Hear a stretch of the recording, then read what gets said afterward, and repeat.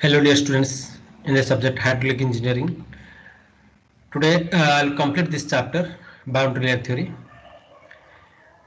In this chapter, in the last two classes, we discussed about the concept of the boundary layer theory. We discussed about the different thickness like momentum thickness, energy thickness, displacement thickness. And in the last class, we discussed about the laminar boundary layer and turbulent boundary layer. Okay, today we'll discuss about the boundary layer, means drag forces and the lift forces and different types of drag forces. As I told in the last class that drag and lift, okay, in the drag force act in the direction of the flow, okay, flow of the fluid, and the lift force act in normal to the flow direction. Okay, you can see here this drag force is due to pressure force and viscous force both. You can see here pressure force and the shear force both causes this drag and lift force. Okay, the force act in the direction of the motion of the fluid relative to the object is called drag force, and the force which act normal to the direction is called lift force. And here the surrounding fluid, okay, the fluid which passes the body exerts pressure force and viscous force. Viscous force means that is called shear force, okay, means which is tangential to the body.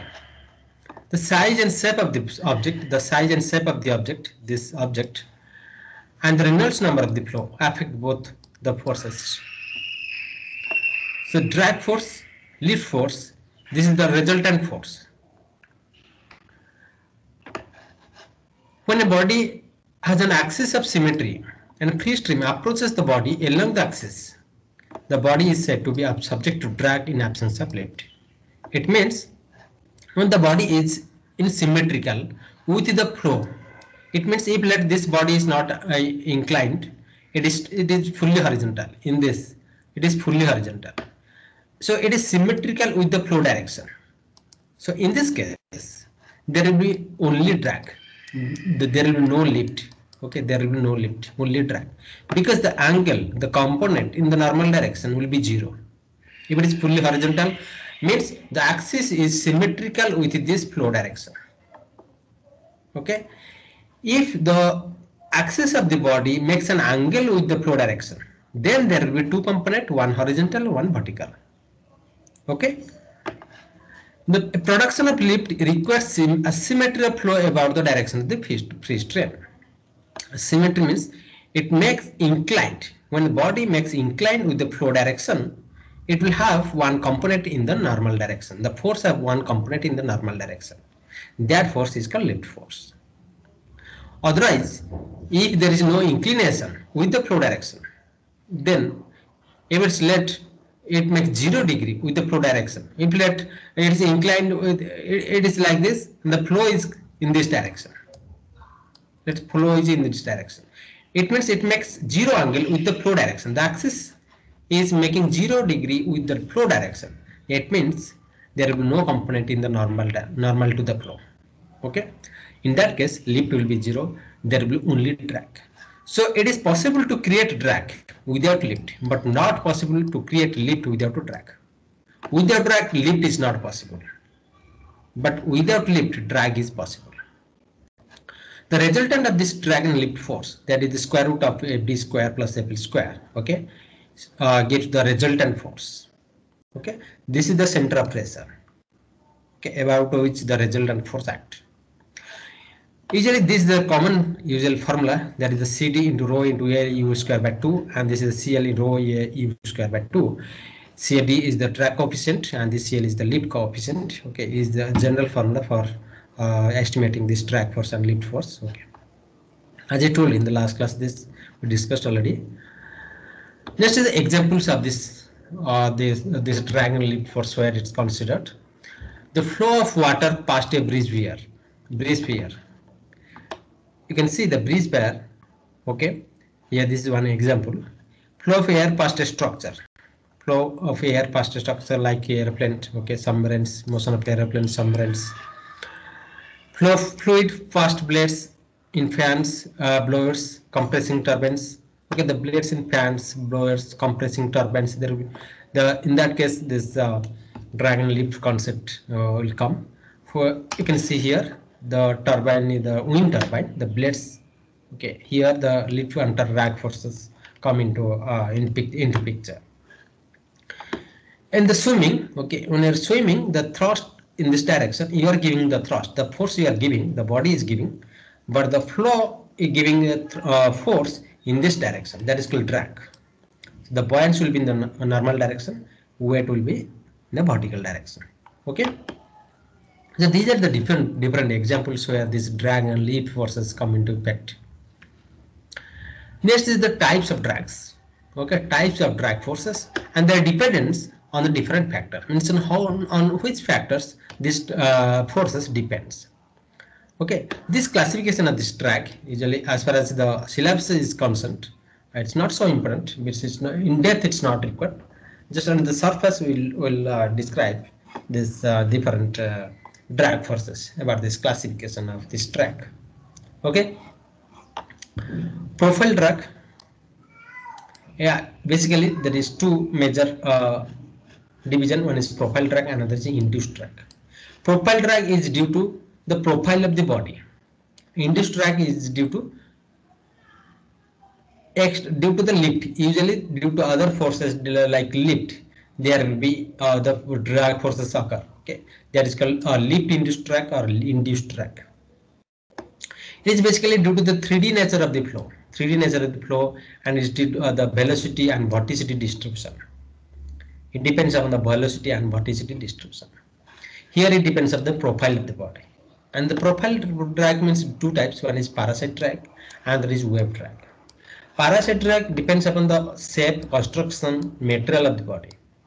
Wave drag is due to this free surface flow, gravitational wave phenomena. Okay, usually floating bodies it is considered. In the floating bodies, wave drag will be there. Actually, it is basically due to the shock wave. Okay, when a airplane is moves due to the wing of airplane, this wave drag occurs. The skin friction drag and form drag. Skin friction drag means it is tangential direction due to the surface area, that means contact area, shear stress, velocity gradient, viscosity, surface roughness. These are the factors on which it depends. Usually in streamlined bodies, this skin friction is most important. Volume, shape, pressure, wave formation, these are depends this form drag. Form drag like in disc or blunt bodies. Okay, let the flow direction is the flow and the body that is called cross-sectional area, like a disc. If cross-sectional area is more, then the form drag is important. Means major force is form drag. There will be minimum skin friction. But in this type of body, here skin friction is major, because here there will be contact area will be more. The contact with the fluid will be more.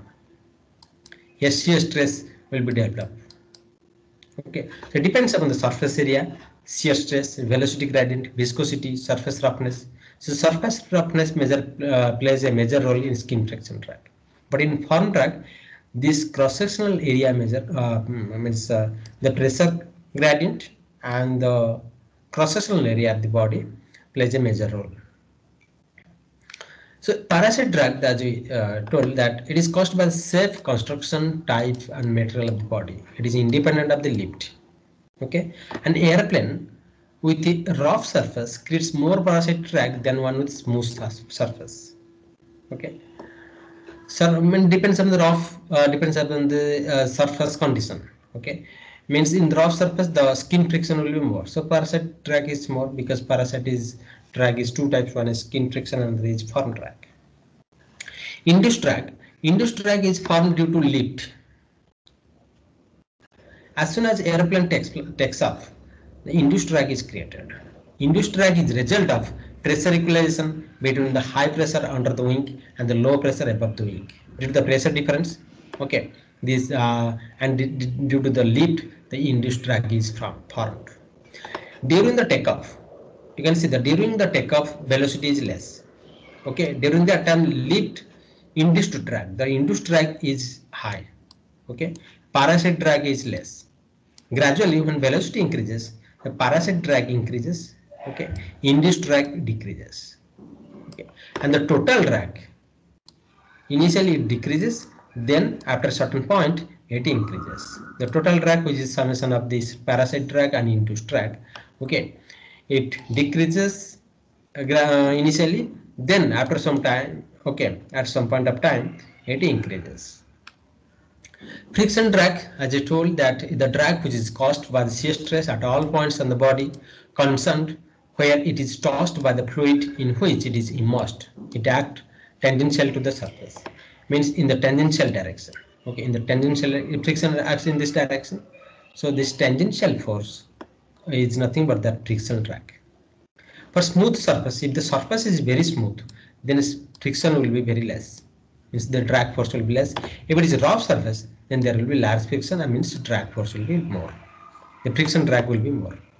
So it depends upon this contact area. This area, okay, since it is a tangential force, depends on the contact area. Like in this type of body, streamlined body. In the streamlined body, in this type of body, the friction drag is more. But in this type of body, this is a streamlined body. It is called blunt bodies, like disc in this type of body, like in the vertical surface, vertical body.